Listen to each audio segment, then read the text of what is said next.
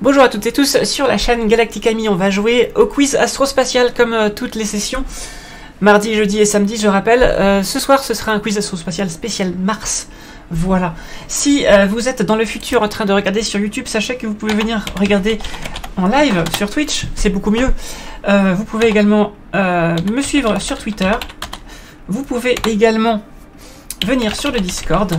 Voilà, et vous pouvez aussi m'aider à financer la chaîne, soit par vos abonnements Twitch, soit par vos abonnements Utip, ou vos dons Utip, et si vous êtes abonné sur Twitch, vous avez accès aux émoticônes de Milky, la petite mascotte de la chaîne, petite minette chastronaute, qui est blanche comme le lait de la Voie lactée, tout ça, Galaxy, Galactic Ami, tout colle parfaitement. Voilà.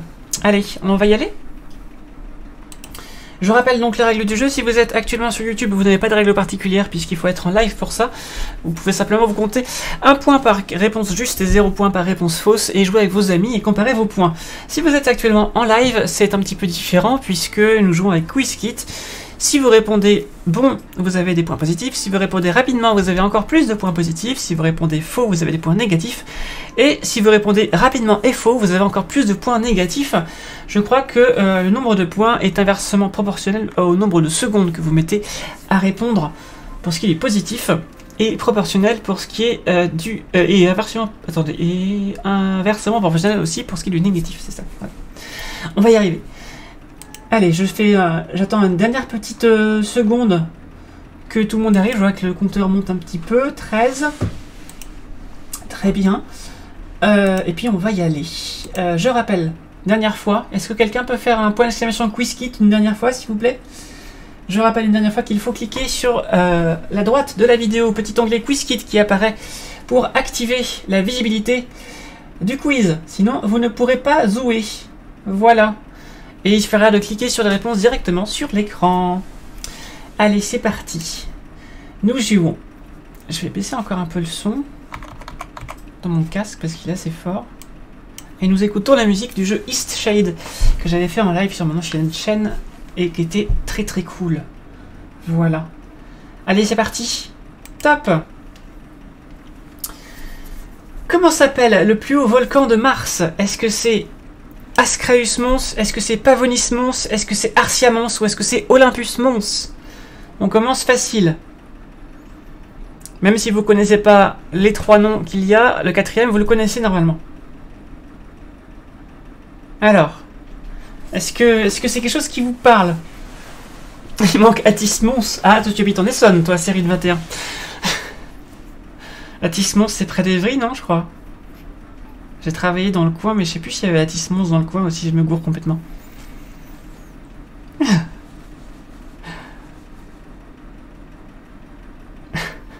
Atis Mons.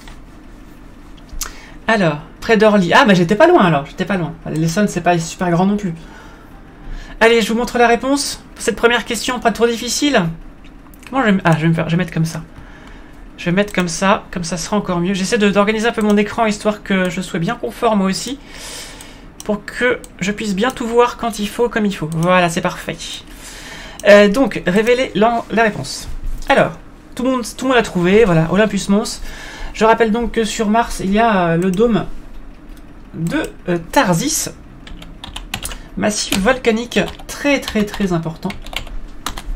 Qui est éteint aujourd'hui, mais c'était des volcans assez mastoc, puisque c'était il n'y a pas de plaque tectonique sur Mars. Et donc il y avait des gros points chauds à la place qui du coup ne se déplaçaient pas par rapport à la croûte, contrairement à ce qu'on trouve sur Terre. Vous savez, les chapelets d'îles dans le Pacifique, avec le point chaud qui se déplace avec la croûte, et du coup ça a fait des îles volcaniques comme ça en chapelet, donc avec les volcans qui s'éteignent au fur et à mesure. Sur Mars, il n'y a pas ça. Il y a directement, du coup, les... attendez, hop. Il y a directement les points chauds qui vont directement sur la croûte et ça bouge pas. Et donc, ça s'accumule et ça fait des volcans très grands. Et dont, du coup, les volcans du dôme de Tharsis, voilà. Alors, je vais essayer de vous décaler ça afin que vous voyez tout, voilà. Tharsis Montes. Les 4 principaux, donc c'est Olympus Mons, bien sûr, qui fait 25 km de haut, 600 km de circonférence, donc à peu près la taille de la France. Hein. Arsia Mons, Pavonis Mons et Ascraeus Mons. Voilà. Et si vous avez lu la trilogie martienne, Mars la rouge, Mars la verte, Mars la bleue, vous vous souvenez peut-être que l'ascenseur spatial martien est ancré sur Pavonis Mons. Voilà, si ça vous dit quelque chose. Donc c'est une zone qui est surélevée hein, par rapport à la moyenne de la surface martienne. Et avec un reflement encore plus important sur la petite falaise là, qui entoure Olympus Mons. Comme les îles Hawaï, tout à fait. C'est pas super grand, ou enfin je mets 1 heure chaque matin pour monter à Paris en train. Oui, non mais attends, Sérine 21. Non, il faut savoir que en Essonne, la distance entre deux points est rallongée par quelque chose qu'on appelle la SNCF à la RATP. C'est pas pareil, hein. Faire attention, il y a une grosse différence. Vous savez, quand la RATP dit qu'il reste 1 minute avant l'arrivée du train, en général, c'est une minute un peu plus longue qu'une minute normale. C'est des minutes de 240 secondes à peu près, tu vois. Du coup, Olympus, c'est un point chaud comme Hawaï et la Réunion. Wesh. Ah, parce que tu fallait que tu cases la Réunion. Bah oui, tout à fait, bien sûr. D'où les Maldives. Est-ce que ça se mange, les Maldives au jambon? Pardon, excusez-moi. Désolé. J'ai vu le film... Attends, Mars la Rouge, il y a eu un film? Comment ça, il y a eu un film Mars la Rouge? C'est quoi cette histoire? Il y a eu un film Mars la Rouge? De quoi tu parles? Il y a eu un film? Il n'y a pas eu de film Mars la Rouge? Par Disney? Mais c'est pas Mars la Rouge, le film par Disney, Adam Tarrance? C'est John Carter of Mars? Ça n'a rien à voir? Ça n'a rien à voir. Enfin, tu confonds. Ça n'est pas du tout pareil. John Carter of Mars, c'est de la fantasy. Et Mars la Rouge, c'est la hard SF. Ça n'a strictement rien à voir. Ce serait comme assimiler Asimov à du Star Wars. Ou Star Wars à Fondation. Mais non, pas du tout. D'ailleurs, Fondation, c'est très très bien. Il faut voir la série, c'est trop bien. Allez, on passe à la suite. Donc ça va. Pour l'instant, vous êtes chaud. Vous avez réussi la question. C'est un petit peu dommage qu'il y ait moins de monde ce soir. Je sais pas ce qui se passe. Il y a quoi? Il y a un Z-Event ou quoi? Non, c'est pas encore le Z-Event pourtant. Ils sont où les gens? Où sont les gens ce soir? Et je ramène les gens. Où sont les femmes? C'est vrai, c'est bizarre. Il y a moins de monde ce soir. Mais qu'est-ce qui s'est passé? Est-ce que j'ai dit un truc qu'il fallait pas? Qu'est-ce qui se passe? Allez, next question, c'est parti. Dans quel cratère les robots Perseverance et Ingenuity de la NASA travaillent-ils actuellement? Est-ce que c'est G0? Est-ce que c'est Gale? Est-ce que c'est Gusev? Ou est-ce que c'est Endurance? Je vous laisse réfléchir à la question. Voilà. Je vous laisse réfléchir à la question. Alors, j'attends vos réponses.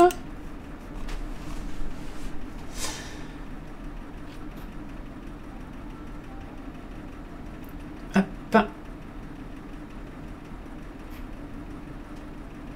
Ça va s'afficher dans quelques instants. Ouais, c'est fin octobre The Event, c'est ça. Et c'était bien G0. Endurance, c'est un cratère qui a été également visité par un robot. Mais ce n'est pas le même. Cratère Endurance, que je dise pas de bêtises. Il a été visité par Opportunity. Du 30 avril au 13 décembre 2004. Voilà. G0. Attends, tu fais des lettres en revue et de boucle de oreille avec les réponses, c'est ça? Voilà, donc le cratère Endurance, si vous voulez voir à quoi il ressemble, c'est celui-là. Voilà, ça c'est le cratère Endurance. Avec le trajet que vous voyez qu'a fait Opportunity à côté. On a le cratère G0. Ah, je vais y arriver. C'est dur à dire. G0. Voilà. Cratère G0. Voilà. Alors, c'est pas la plus belle image qui soit du cratère G0. Voilà, ça c'est beaucoup mieux déjà. Voilà, cratère G0 avec ici la petite rivière Neretva Valis qui débouche dans ce lac, dans cet ancien lac, du coup ça a été démontré il y a quelques jours, et qui ressort ensuite dans Pliva Valis. Voilà. Il y a aussi Savavalis qui arrive dans cet ancien lac. Voilà. Qu'est-ce que j'avais dit? Le cratère Gall. Gall Crater. Hop, le cratère Gall. Il est rigolo celui-là. Regardez ce cratère tout rigolo, tout mignon. Le cratère Gall, c'est une pareidolie. Donc on peut voir un petit smiley à l'intérieur. Est-ce que vous voyez le smiley? Coucou. Coucou Splintnopler Thierry.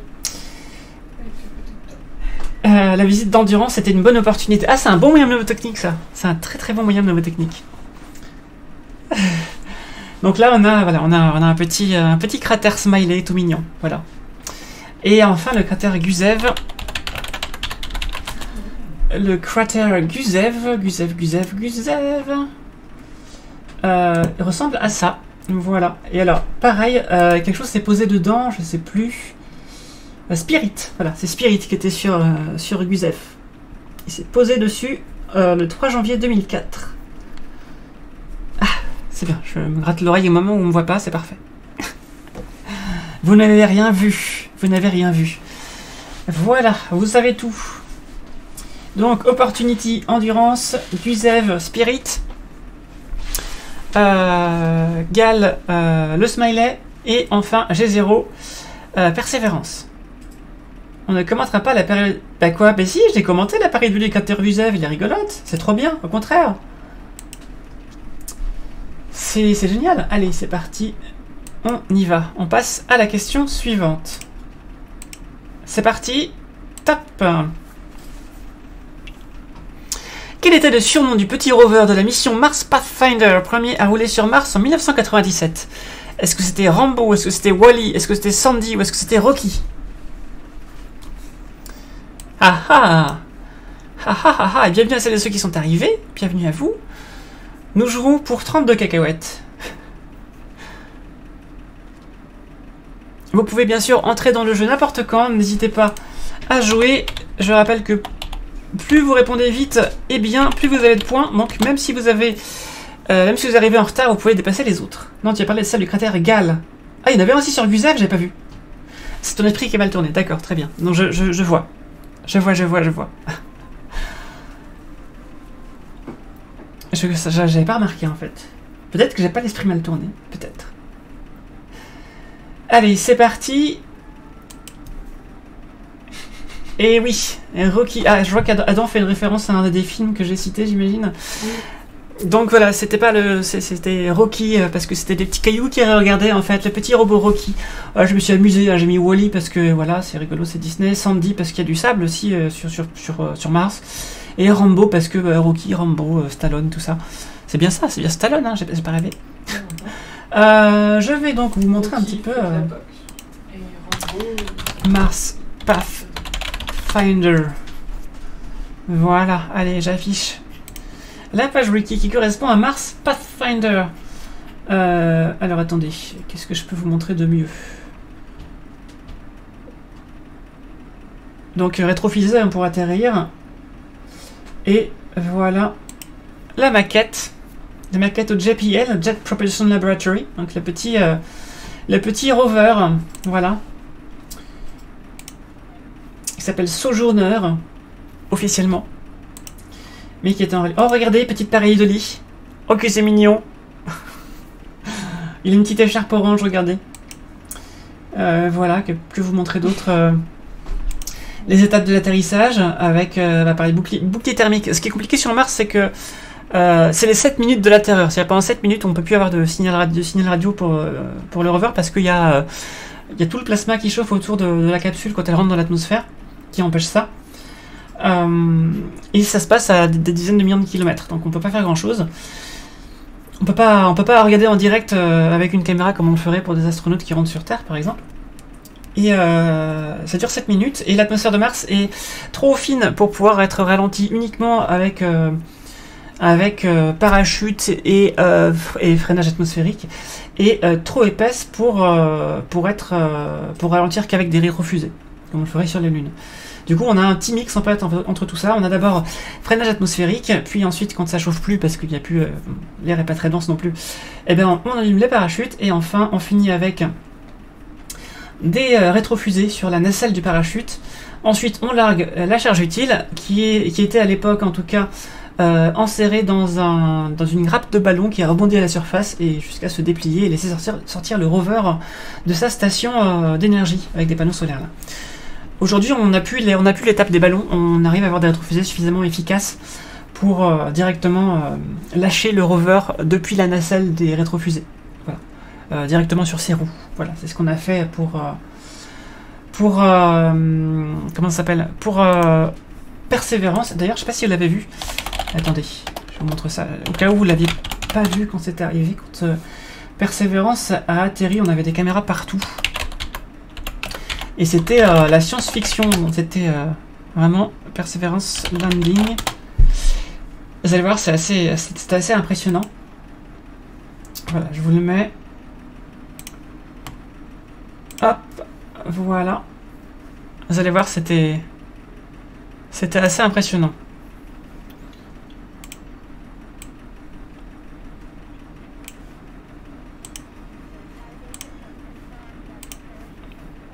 Voilà. Allez, sur le parachute, du coup, il y a un message codé en morse que les Space Geeks ont tous cherché et tous trouvé, apparemment. Voilà, donc là, on voit la séparation du bouclier thermique. Donc là, il reste encore la nacelle avec les parachutes et les rétrofusées et le rover. Et donc là, on continue à descendre. Donc là, le bouclier thermique, il va aller s'écraser quelque part pas loin. Et bientôt, vous allez voir les rétrofusées qui vont s'enclencher. Très bientôt. Donc là, ça se passe bien sûr après le freinage atmosphérique. Hein. C'est pour ça que la vidéo dure 3 minutes. Il y a les 4 minutes avant qui sont le freinage atmosphérique. Et tout ça, du coup, ce sont des images qu'on a eues après l'atterrissage en question. C'est-à-dire que le rover connaissait déjà la fin du film, mais pas nous. Ah, donc là, il y a le parachute. Voilà. Vous allez voir la suite.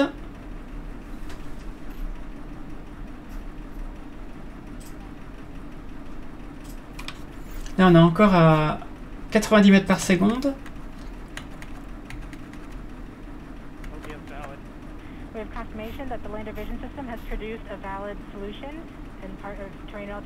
Voilà, donc là, il fallait vérifier au dernier moment le point d'atterrissage précis.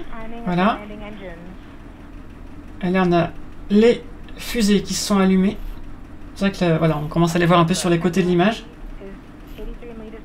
Et là, vous allez voir le rover se détacher de la nacelle.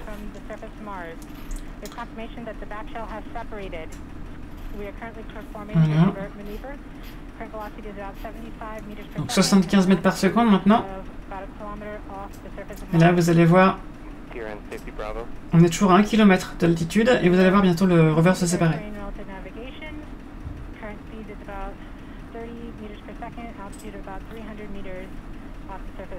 Donc ça, c'est Persévérance. Hein.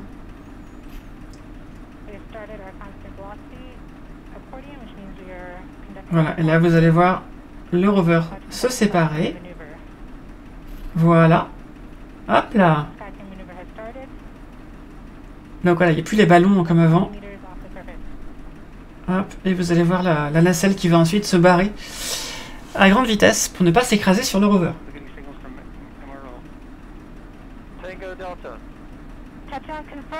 Et voilà.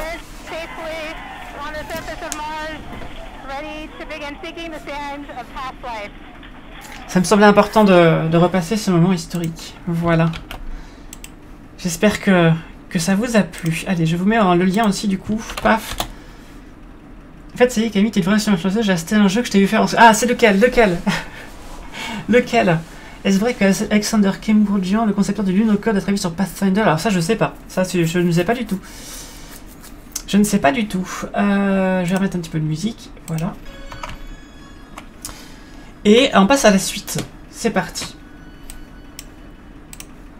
Next question. Question 4. Undermine, c'est trop bien comme jeu. Qui est l'auteur du roman John Carter of Mars, ou La Princesse de Mars, selon les versions? Douglas Adams, Isaac Asimov, Edgar Rice Burroughs ou Ray Bradbury? Alors, qui a écrit ce livre? Qui n'est pas la trilogie martienne, n'est-ce pas, Adam? Alors, qui a écrit ça? Qui a écrit ce livre? Je vous laisse réfléchir encore un petit peu.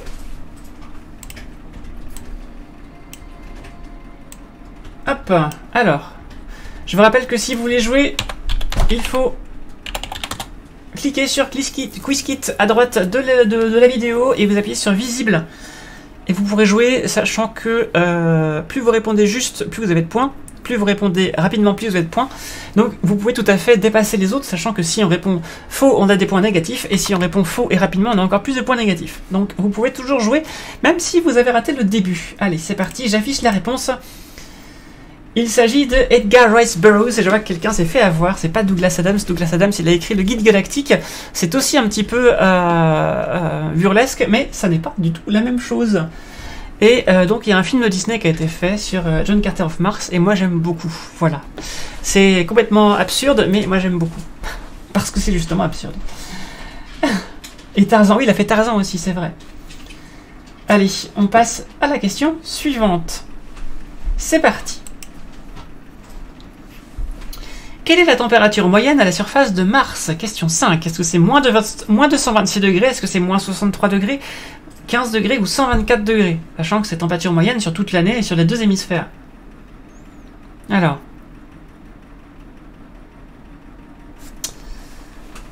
Dites-moi, dites-moi, dites-moi.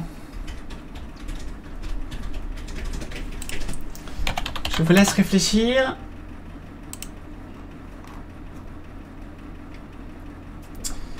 Et je vous laisse réfléchir. Alors, attendez, je vais prendre les valeurs de la page en anglais. C'est toujours mieux. Hop. C'est toujours plus précis quand c'est en anglais sur Wikipédia. Faut le savoir, ça, c'est important. Qu'est-ce qu'il me fait, lui? Qu'est-ce qu'il me fabrique? Ah, voilà, c'est ça que je voulais. Je vous donne les valeurs exactes, c'est ça. Alors, on y va? Attendez, petite vérification. Je vais faire un petit calcul de vérification pour que je sois sûr que les valeurs ici soient correctes. La moyenne, c'est sûr. Mais c'est les extrêmes, je vais être sûr que ce soit les bons. Alors. Hop. Tac. Qu'est-ce que j'ai fait comme bêtise? Oui, j'ai oublié les parenthèses. Ça marche pas si j'oublie les parenthèses. Ok. Ouais. Bon, c'est pas... De toute façon, c'est pas parfait, hein. C'est une estimation. Allez, je vous montre le résultat. Voilà, c'est plutôt de l'ordre de moins 63 degrés. Le sol de Mars est rouge et ça n'a rien à voir avec la chaleur, ça a à voir avec l'oxydation. Avant, dans l'air de Mars, il y avait de l'oxygène. Sur Mars, il y avait de l'eau avant et il y a de l'oxygène dedans. Et donc, ça a oxydé les roches ferreuses de la surface de Mars. Et donc, vous avez des oxydes de fer et d'autres minéraux sur les roches de Mars. C'est pour ça que c'est rouge. Rougeâtre, quoi. Entre jaune, saumon, orange, rouge. Et ça n'est absolument pas dû à la chaleur. Attention, c'est en peinture qu'on dit que le rouge est une couleur chaude, puisque le feu, c'est rouge. Et la glace, c'est bleu. Sauf que là, il s'agit... d'un autre matériau. Le feu, en fait, le feu, ce n'est pas la même nature que la glace. Le feu, ça émet de la lumière, donc c'est vraiment quelque chose qui chauffe. Mais la glace, ça ne fait qu'en absorber, en réfléchir. C'est pas du tout le même phénomène. Voilà. D'ailleurs, en astronomie, hein, les étoiles rouges sont les plus froides et les étoiles bleues sont les plus chaudes. Voilà. Donc, vous mélangez pas les pinceaux avec les couleurs. Sur Mars, il fait donc très froid. Il fait entre moins 143 degrés au pôle en hiver et jusqu'à 20 degrés ou 35 degrés en été à l'équateur selon les sources. Et grosso modo, ça nous fait une température moyenne entre moins 50 et moins 65 degrés selon les sources également. Voilà. 15 degrés, c'est la température moyenne de la Terre. Ce qui permet d'avoir une température moyenne sur Mars ou sur Terre, c'est l'atmosphère, hein, puisque du côté jour, le soleil chauffe, du côté nuit, le soleil ne chauffe pas, et il y a l'air qui permet par les vents, en fait, de transporter la chaleur d'un côté et de l'autre. Ce qui n'est pas le cas, par exemple, sur Mercure ou sur la Lune, où il fait très chaud d'un côté et très froid de l'autre. Il y a également sur Mars, il y a également des saisons. Vous allez voir qu'on va parler des calottes polaires tout à l'heure. mais la pression et la température ne sont pas adéquates pour que l'eau soit liquide à sa surface. Voilà. Qui a répondu 124 degrés. On ne fait pas de moquerie, hein, surtout pas. Allez, on continue. Next question, c'est parti.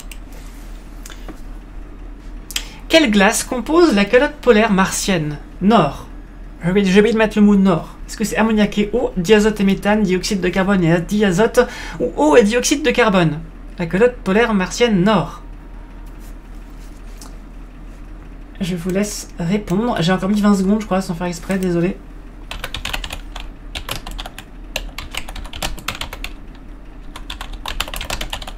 Je peux mettre le nom scientifique, comme ça, je le ferai plus sûr. Hop. Alors.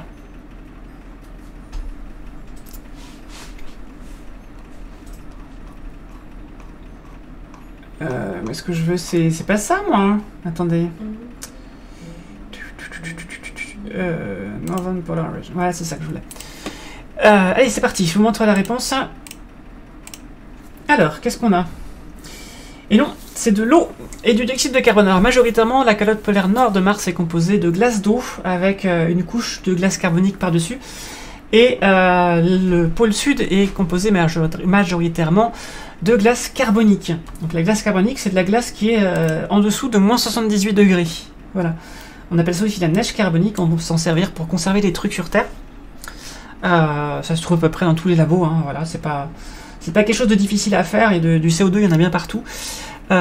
Et sur Mars, donc, l'eau ne peut pas être à l'état liquide, mais elle peut être à l'état gazeux ou solide, ou les deux, à cause des conditions de pression et de température. Voilà donc une image du pôle nord martien. Voilà. Le voici. Avec voilà, des canyons et tout ça. Du coup, ce pôle nord martien, qu'on appelle Vasistas Borealis, se trouve au milieu de la plaine qu'on appelle Boreum Planum. Planum Boreum, comme on veut. Et qui est toute lisse comparée à l'hémisphère sud de Mars, qui est plein de cratères et beaucoup plus élevé en altitude. Et on pense qu'il y avait un océan polaire, en fait, à cet endroit-là. Pendant le Noachien. Noachien, c'est l'ère géologique de Mars où l'eau était liquide parce que l'atmosphère était suffisamment épaisse pour le permettre. Voilà. Qu'est-ce que je voulais rajouter? Je ne sais plus. Par-dessus, on a de la poussière, hein, poussière martienne qui se remet dessus. Et cette calotte polaire, du coup, va en fait changer de taille au cours des saisons. Les saisons martiennes qui durent 2 fois plus longtemps que les saisons terrestres, puisque une année martienne, c'est 2 ans. Mars est incliné de quelques 24 degrés, je crois, ou un truc comme ça. Donc c'est des saisons comparables à celles de la Terre, hein, mais elles durent plus longtemps. Voilà. Si je vous donne l'inclinaison martienne exactement, je m'en souviens pas exactement. Attendez, je vais vous dire ça tout de suite. L'inclinaison martienne, où est-ce qu'elle est? Ah, voilà, 25 degrés. C'est ça. Donc c'est à peu près équivalent à nos 23 degrés hein, sur Terre. Et qu'est-ce que je voulais dire? Oui, non, c'est bon. Je pense que c'est tout ce que je voulais dire. Oui, voilà, ici, ce que je voulais dire, c'est ne touchez jamais de la glace carbonique, voilà. Ne faites jamais ça. Déjà, la glace d'eau, ça peut vous coller la langue, hein. Ne léchez pas une barre de télésiège pendant que vous faites du ski, surtout pas.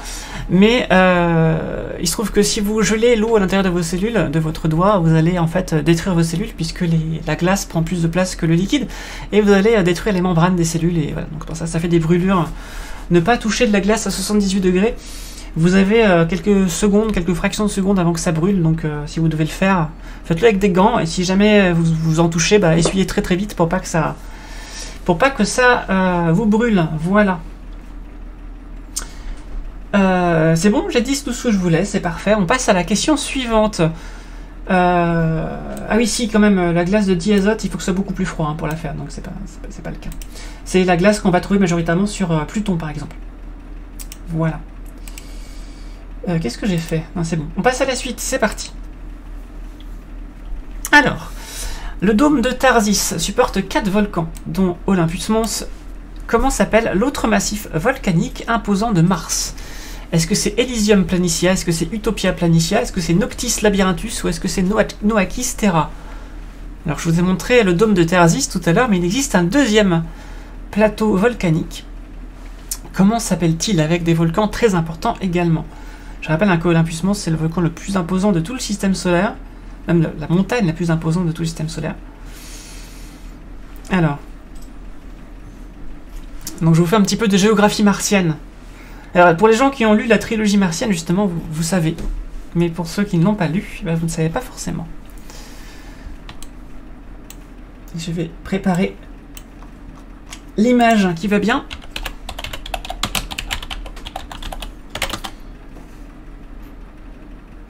Hop, voilà.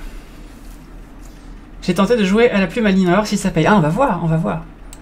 Allez, je révèle la réponse. La réponse étant... Ah ben bravo, la réponse étant Elysium Planitia. Vous êtes 4 à avoir trouvé, bravo à vous. Noctis Labyrinthus, c'est un réseau de canyons. Et donc voilà, Elysium Planitia. C'est ici, vous voyez, avec Elysium Mons au-dessus. On a le cratère Gale, justement, qu'on voyait tout à l'heure, tout en bas ici. Et alors, du coup, si on a l'est à droite, par exemple, je ne sais pas dans quel sens on est, mais si on a l'est à droite d'Elysium Mons ici, on va avoir les volcans de Tarsis vers l'ouest à gauche, là-bas. Je vais essayer de vous montrer d'autres images. Il me faudrait une carte globale de Mars, ce serait encore mieux. Voilà. Attendez. Voilà. Voilà. Voilà, c'est beaucoup mieux comme ça. Alors, du coup, on a le dôme de Tarsis en haut à gauche, là, sur la carte, avec Olympus Mons et les 3 volcans de Tarsis, qu'on a vu tout à l'heure. Et est-ce que j'ai tout, là? Parce que je vois pas... Je vois pas... Où est-ce qu'ils m'ont mis Elysium, là? J'ai l'impression qu'attendez, cette carte, elle est pas en entier. Nova Kistera, donc c'est la partie en bas à droite, ici. C'était dans les réponses, hein. Et alors, je crois que Noctis Labyrinthus, ça doit être le réseau de canaux qui est juste... de canyon qui est juste à côté de... Juste en dessous des volcans de Tarsis. Je trouve pas sur la map, là, je trouve pas... Ah, attendez, ça va pas, c'est pas une bonne map. Je veux une carte de Mars qui soit... Attendez. Faut que je trouve une carte de Mars qui soit plus grande, parce que je crois que là, c'était zoomé sur Nova Kistera. Mars map. Ça, on verra tout. Tac. Ça me semble un peu mieux. Je peux voir ça. Voilà, je vous montre ça.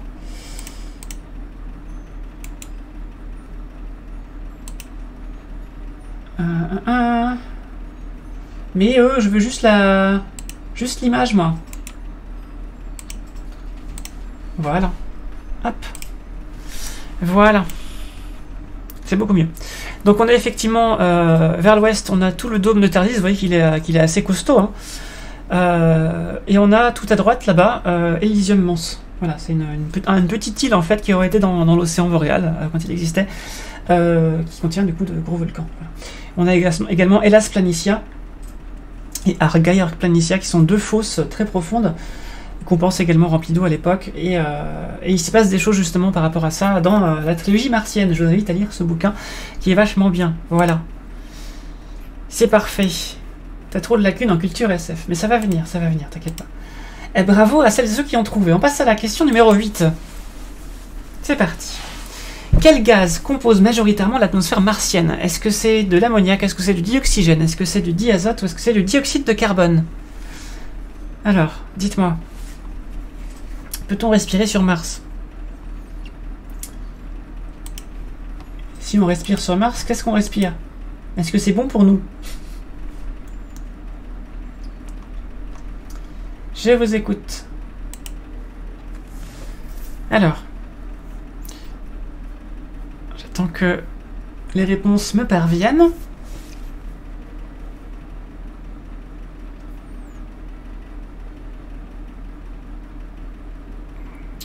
Waiting for players, toujours.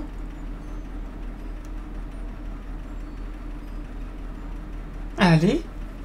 Voilà, allez. Hop. C'est en effet du dioxyde de carbone. 96% de dioxyde de carbone dans l'atmosphère de Mars.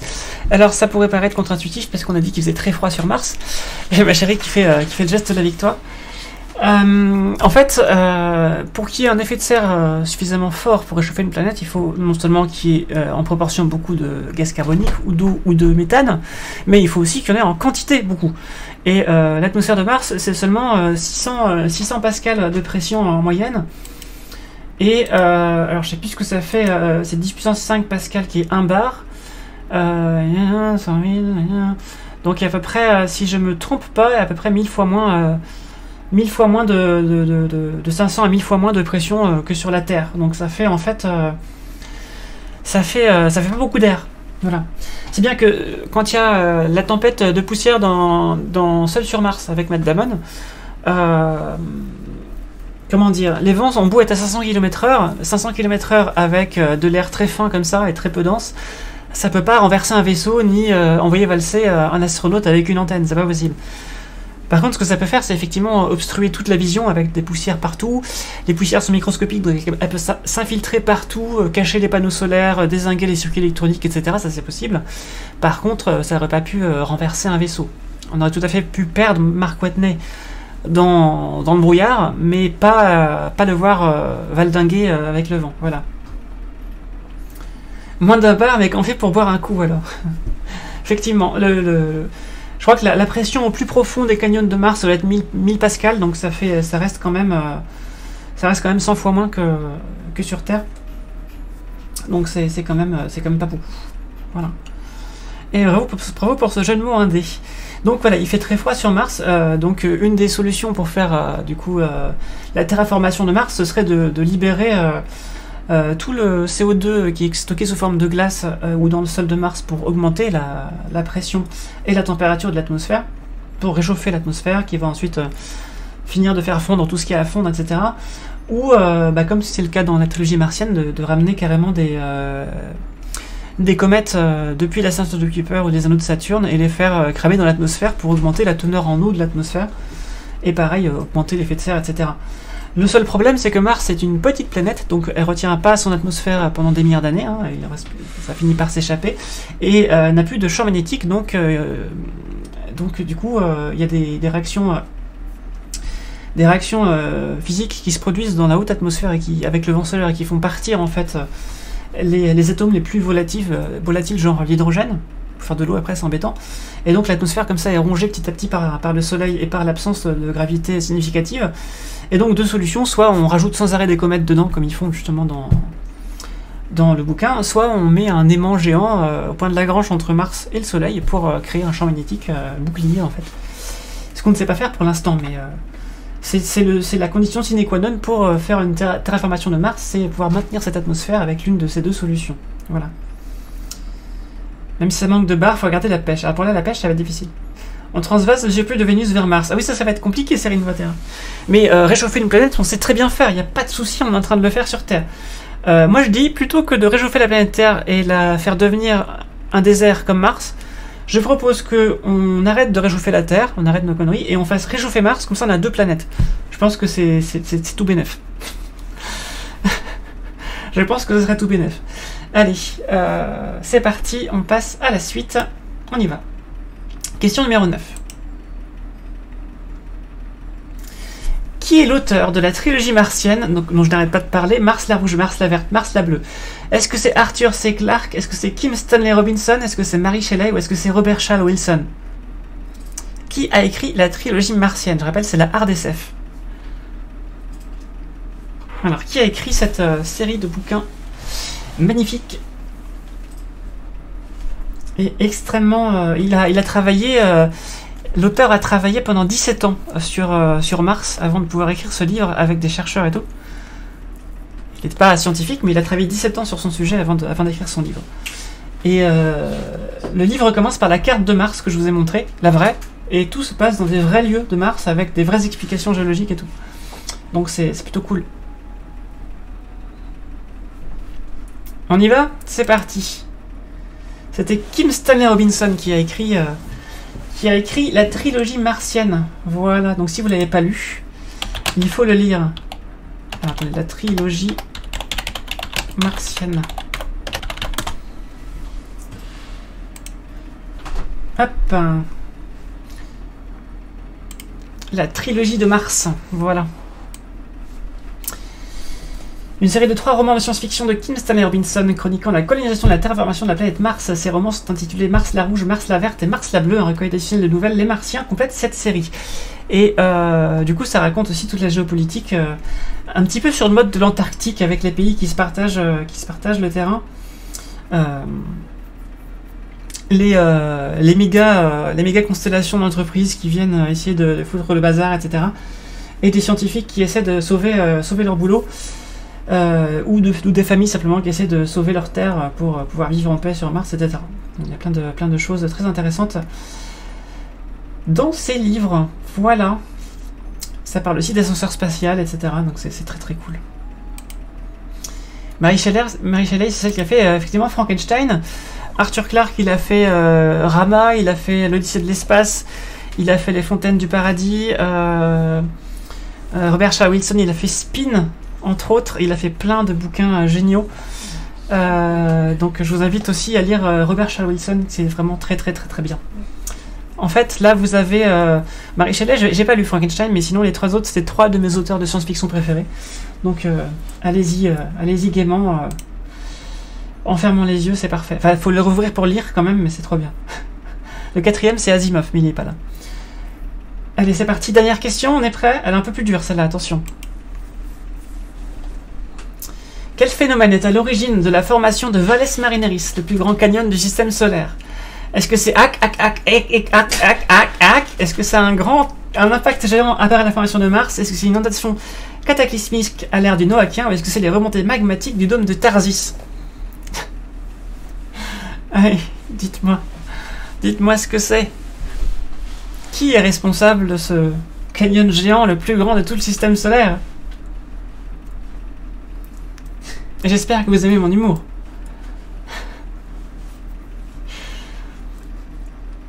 Alors, dites-moi.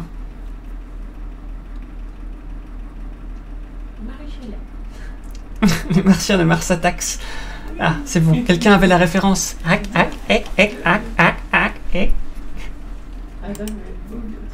Alors, il y a des gens qui ont trollé. Il y a des gens qui ont trollé. Ça vous fera des points en moins, attention.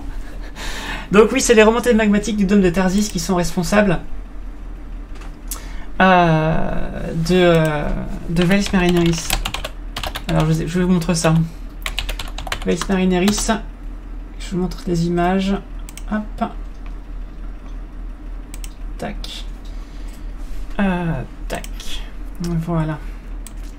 Donc on a Hellas Planitia, là, en bas à droite, vous voyez l'ancienne mer là, dans un très grand cratère d'impact ici. À gauche, on a Argaea Planitia, la plus petite version. À droite, là-bas, on a Elysium Mons. Voilà. En haut, c'est le Planum Borealum avec la cale polaire, vous vous souvenez. Et puis, à droite, là-bas, on a les volcans de Tharsis et le grand canyon martien, Valles Marineris. Et donc, c'est la montée des points chauds, en fait, du dôme de Tharsis quand ces volcans étaient en activité, qui a en fait fait surélever la croûte à cet endroit et du coup cassé par répercussion la croûte un petit peu plus à l'est et qui a fait du coup la fissure de Valles Marineris, qui a ensuite été érodée par la suite par des cours d'eau à la manière de, je sais pas moi, prenez une croûte de chocolat par exemple ou une croûte de glace. Si vous appuyez par-dessous à un endroit, ça va surélever un peu la glace et ça va faire des fissures qui vont se propager ensuite à partir de là, à d'autres endroits. Voilà, c'est à peu près ça qu'il faut se dire. Comme la croûte de Mars n'était pas décomposée en plaques, c'était une seule plaque, donc forcément, si vous poussez quelque part, ça craque à côté. Voilà. Voilà. Et si vous connaissez pas Mars Attacks de Tim Burton, je crois que c'est ça. Attendez, c'est Tim Burton, Mars Attacks. Voilà, je vous invite à voir Mars Attacks quand même. C'est un film complètement débile, mais il faut voir ça. Il y a Nathalie Portman dedans, c'est vrai ça? T'es d'où je me souviens plus. Et oui. Voilà, je vous invite à voir Est-ce que vous avez aimé cette blague? Dites-moi si vous avez aimé cette blague, j'ai besoin de savoir.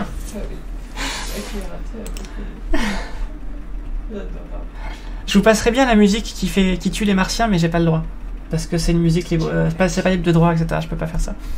Mais il y a une musique qui tue les martiens, il faut que vous l'écoutiez. Jack Nicholson, oui, oui, tout à fait. Il y a eu plein d'acteurs connus dedans. Et il y a aussi un 007 qui était dedans. Il y a un 007 qui est dedans? Lequel? Ah. Je me souviens plus. Attendez. Je sais dans le chat. Et oui, un 007. Pierce Brosnan. Ah oui, c'est vrai. C'est vrai. Vous avez vu le film Cowboy contre extraterrestre avec James Bond et Han Solo? C'est trop bien. Il s'appelle comment? C'est Daniel Craig? Daniel Craig et comment il s'appelle Han Solo? Indiana Jones ou ça? Harrison Ford, c'est ça. C'est trop bien. C'est des cowboys qui se battent contre des extraterrestres. C'est trop bien. Mais non, c'était pas nul. Justement, attends, tu rates complètement le truc. Un nanar, c'est bien parce que c'est nul. Oui. T'as pas compris en fait. Il faut que tu vois Princess Bride aussi. Il faut que tu vois les Spaceballs. Il faut que tu vois Galaxy Quest. La folle histoire de l'espace. Tout ça, c'est des nanars, mais c'est bien parce que c'est nul. Tu préfères la BD. La BD est sûrement un nanar aussi. Allez, je montre les résultats. C'est parti. Alors, on a les boucles aux oreilles. On a toujours le match entre les boucles aux oreilles et Petite Émilie. Hein. Les boucles aux oreilles avec 102 points. Petite Émilie avec 58 points. Ensuite, on a Splanknopler, ma chérie, avec 51 points. Bravo, bravo. J'ai pas répondu quand je savais pas. Elle n'a pas répondu quand elle ne savait pas, c'est ça la technique. On a Serine21 avec 36 points, on a Adam avec 35 points, la cuillère à thé avec 32 points, et Wizex avec moins 15 points. Mais Wizex, je suis sûr que si tu n'as que moins 15 points et pas moins, c'est que tu as répondu à des réponses justes également. J'en suis sûr. Qui est-ce qui a le meilleur score en termes de questions? C'est Petite Émilie et Boucles aux oreilles qui ont le meilleur score de rapidité de réponses justes. Voilà. J'espère que ce petit quiz vous a plu. Spaceballs, c'est la folle histoire de l'espace. Il y en a un autre avec Cadet Olivier qui s'appelait. Du coup, c'est pas la folle histoire de l'espace. Il y avait un film avec Cadet Olivier. Attendez, c'était quoi? Cad et Olivier, film, espace. Comment il s'appelle? Un ticket pour l'espace, c'est ça. D'ailleurs, faut qu'on le re-regarde. C'est trop bien ce film. C'est trop débile. Un ticket pour l'espace avec Cadeau Olivier. Voilà, faut qu'on regarde ça. Voilà, donc j'espère que ça vous a plu ce petit quiz sur YouTube. Dites-moi dans les commentaires ou sur le Twitter de la chaîne combien vous avez eu de points de votre côté, en comptant simplement un point par réponse juste. Et nous, on se retrouve avec YouTube. Là, on se retrouve du coup pour le prochain quiz ou la prochaine vidéo. Et avec le chat, on se retrouve tout de suite pour la suite de la soirée. Je rappelle donc que si vous êtes sur YouTube, si vous voulez voir la suite de la soirée, il faut venir sur Twitch en live. Voilà. Vous voyez ce teaser un petit peu. Allez, à bientôt. Bisous, bisous. À tout de suite dans le chat.